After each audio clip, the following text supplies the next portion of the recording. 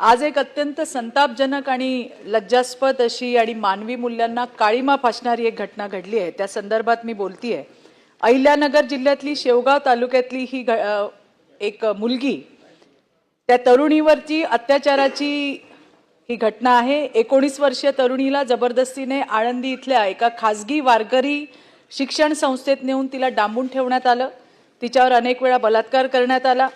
3 जून रोजी ही तरुणी घरी एकटी असताना आरोपीच्या आईने शेतावर जाऊया असं सांगत तिला बाहेर नेलं आणि वाटेमध्ये 4 चाकी गाडीत अण्णासाहेब आंधळे, प्रवीण आंधळे आणि अन्य आरोपींनी तिचं अपहरण करून थेट आळंदी येथे आणून एका खासगी वारकरी शिक्षण संस्थेत तिला डांबून ठेवण्यात आलं।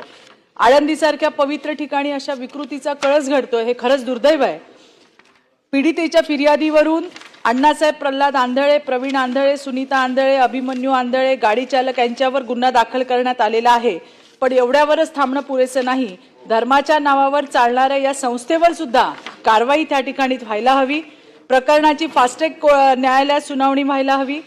पीडितेला न्याय मिळायला हवा। संबंधित संस्थेच्या परवानग्या, आर्थिक व्यवहार आणि इतर बाबींची सुद्धा सखोल चौकशी करण्यात यावी।